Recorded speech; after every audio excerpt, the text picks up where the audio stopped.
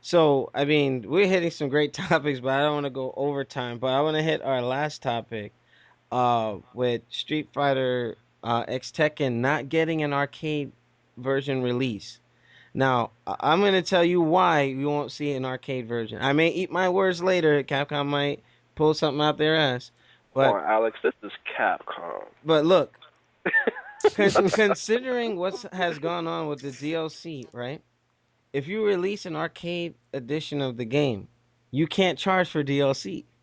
There's no like, and I'm thinking like Capcom, like there's no vested interest. Like, how are we gonna make money off an arcade version?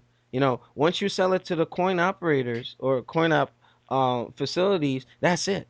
You know what I mean? The No, only but Alex, way the only way they'll make more money if they make an upgrade, and those same operators go and purchase the new board or the new hard drive or the new cartridge to put it into the system.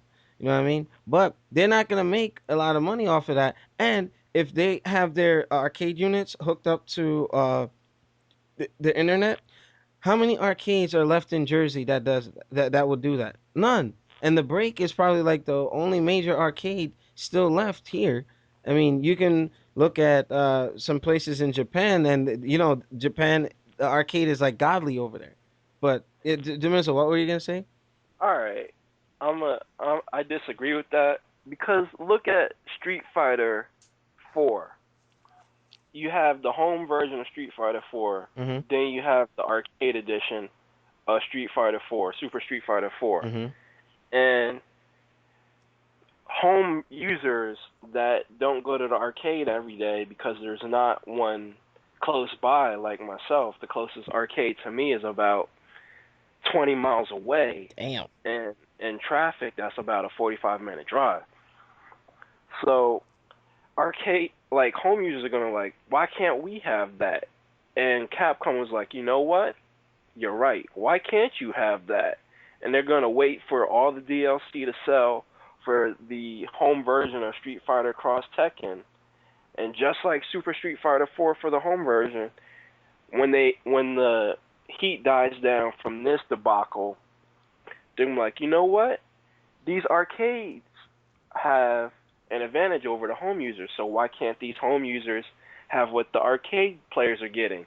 We're going to release a patch or an update or even an entirely new disc called Tekken Cross Street Fighter Arcade Edition, and they're going to make that money that way because they're going to sell that disc or for $40, or they're going to Oh, sell you know that what? Let me update stop you. Let me stop you. for I cheap." see what you're getting at. I think you missed my point. What I was saying is, you see, in terms of Street Fighter Cross Tekken, right? You with the way that Capcom has set things up, unless they release the arcade version with everything that was planned for the consoles out in one arcade version release, you won't see an arcade version because they're trying to milk the shit out of that franchise, No, or out of this you're gonna intellectual you're gonna property. see you're gonna see an arcade edition once the downloadable content controversy dies off from the this current version. Once they release it, then you'll see an arcade edition with some updates that aren't in the current console edition. That's how they're gonna make their money, Hmm. by releasing that arcade edition, and then you get the home users going like, why can't we have us in that arcade edition? Because they got more than us now. Well, it would be smart That's for how they. them to, if they do an arcade version, not to put anything crazy in there, just to keep it straight. But to give some Nelson some time, what do you think about that topic? Well, by putting arcades of Street Fighter Cross Tekken for, within our area, the tri-state area, it wouldn't be a big enough idea right now because one, we don't have that many arcade spots to begin with. The selling point will mainly be in Japan because that's the heart and soul of the arcades at the moment. And like what Demiza was saying, they are possibly gonna do exactly what Super Street Fighter 4 did. They're gonna fucking wait till like we get this basic DLC that they promoted to us now. They're gonna come up with a random fucking arcade machine, put out new DLC that we would want, and then just keep getting money and revenue. So it's gonna force the fans to get up out of their asses, go to an arcade, check out the new shit that's in the arcades, let them make more money, and then when they go home, they're gonna still buy a fucking $40 update to play the same shit that they just learned and saw at the arcade.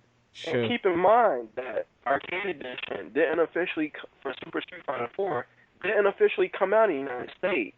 It officially came out in Japan.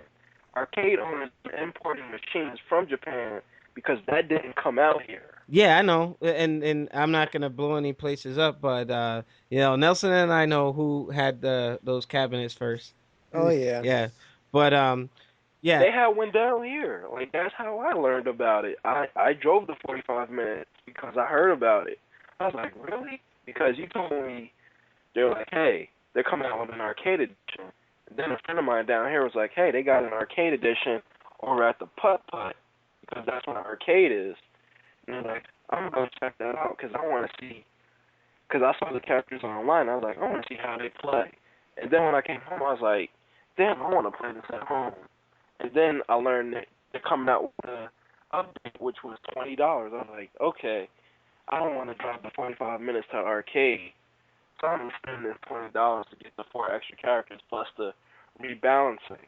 And that's exactly what's going to happen with Tekken Cross Street Fighter. And that it's going to come out in Japan, and it's not going to come out in here.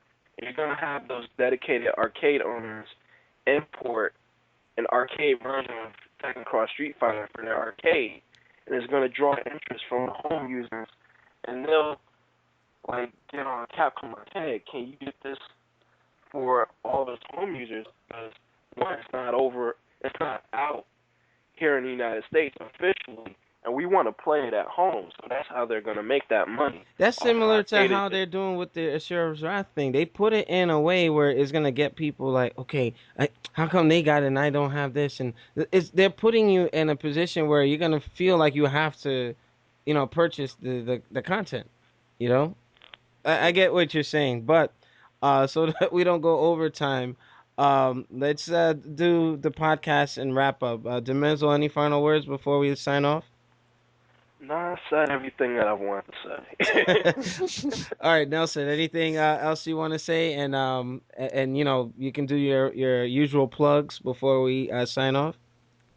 Basically, I just want to make one more little quick thing that I don't know if not many users know within the New York area. There's rumors to be told that Chinatown Fair Arcade will be reopening within July.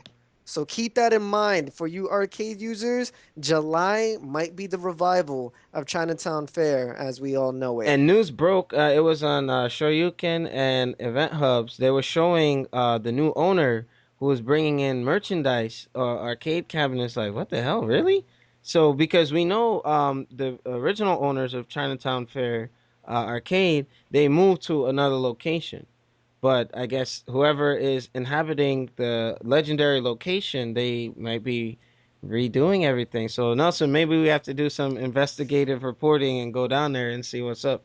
Well, definitely, I will be going down there the 14th of April with a couple of friends of mine to check out to see if they are putting in new merchandise because I was told from a friend of mine that lives right across the street saying that they brought in two arcade cabinets already and they're already just like cleaning out the area and redoing the walls and shit like that. Wow. Now, Nelson, if you get news of this, if they do a grand opening, we have to be there.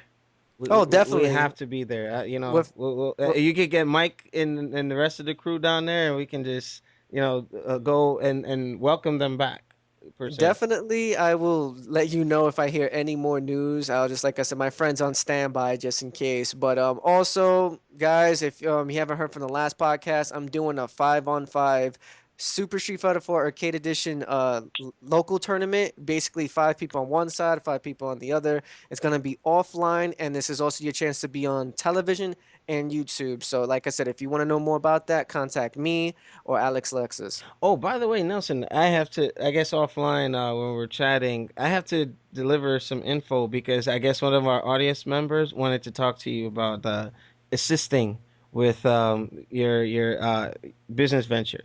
All right. All right. All right, so NMO fans, this is the NMO podcast crew coming at you with a series of topics. I know we went overtime today, but I think the points that we hit were, very important.